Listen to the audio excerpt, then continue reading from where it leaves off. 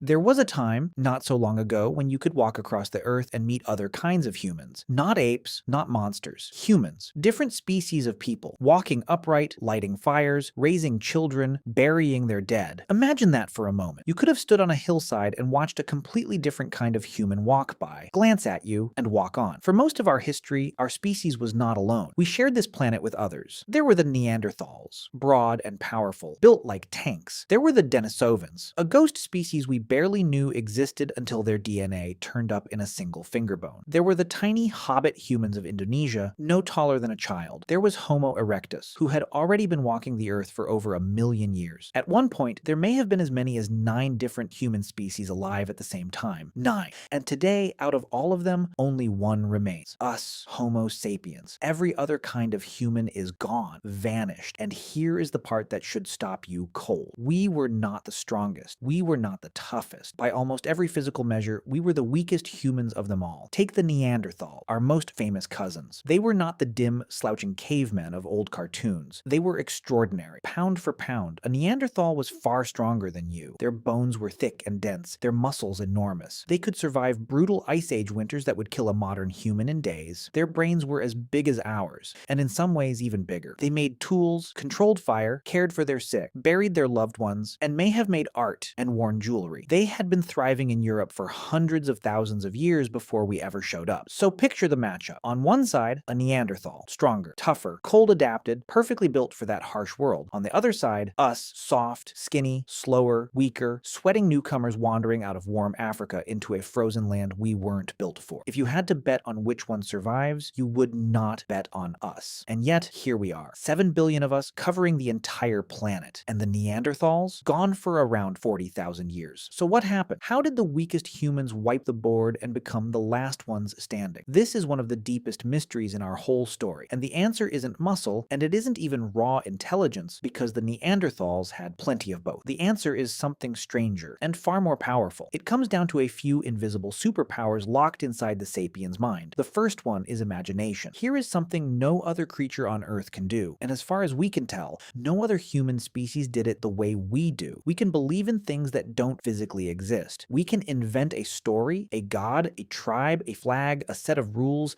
and then get thousands of complete strangers to believe in that same invisible idea and act on it together. Think about how insane that actually is. A Neanderthal group was probably small, a handful of families who knew each other face to face, but sapiens could bind together total strangers under a shared idea. We could form not just families, but tribes, then alliances of tribes, then armies, then nations, all glued together by stories in our heads. And 100 cooperating strangers will always, eventually, defeat a dozen lone strongmen. The Neanderthal was stronger one-on-one, but we never fought one-on-one. The second superpower is the network. Sapiens didn't just live in groups. We connected our groups. We traded. Archaeologists find seashells hundreds of miles from any ocean, stone tools made from rock that came from far away. Our ancestors were swapping goods and, more importantly, ideas across vast distances. And that changed everything, because it meant knowledge didn't die in one valley. If one group invented a better spear, a better needle, a better way to hunt, that idea could travel, spreading from tribe to tribe across the whole continent. The Neanderthals, living in smaller, more isolated bands, couldn't tap into that. Each group was more or less on its own. We were running a planet-wide network of shared discovery. They were running a handful of disconnected laptops. The third superpower might be the most important of all: flexibility. The Neanderthal was a master of one world, the cold lands of Ice Age Europe. They were perfectly, beautifully adapted to it. But that was the trap. When you are perfectly built for one environment, you are fragile when that environment changes. And the Ice Age world was anything but stable. Climates swung wildly. Animals migrated and vanished. We, on the other hand, were specialists in nothing and generalists in everything. We weren't perfectly built for any single place, so we learned to survive in all of them. We could adjust our tools, our clothing, our diet, our entire way of life on the fly. Cold snap, we sewed fitted clothes. Big animals gone, we switched to fish, to birds, to plants, to anything. We didn't rely on our bodies to fit the world. We used our minds to reshape our way of living to fit any world we walked into. And that is the quiet secret of our survival. The Neanderthal bet everything on the body, and the body is rigid. We bet everything on the mind, and the mind is endlessly flexible. There's one more twist to this story, and it's a beautiful one. The other humans didn't entirely disappear. When our ancestors spread across the world and met these other human species, they didn't only compete with them. Sometimes they fell in love with them. Sometimes they had children together, and those those children had children, so today if you have roots outside of Africa, you are very likely carrying a small piece of Neanderthal DNA inside you right now. A few percent of your genetic code may have come from them. The Denisovans, too, live on inside many people across Asia and the Pacific. They never fully vanished. They were quietly woven into us, so they are not entirely lost. They survive, in fragments, in the blood of the species that outlasted them. In the end, the story of why we are the only humans left is not a story of strength. It's almost the opposite. We were the weak ones, the soft ones, the ones who never should have made it. But we could dream up things that weren't real, and convince strangers to believe in them. We could link our minds across mountains and seas, and never stop sharing what we learned. And we could bend and adapt to anything the world threw at us instead of breaking. Strength built a wall. Imagination built a bridge. And in the long run, the bridge always wins. So the next time you feel small or weak or like you're not built for the fight in front of you, remember where you came from. You are descended from the underdog of the entire human family. The weakest of all the humans who looked at a planet full of stronger rivals, picked up nothing but an idea, and won it all.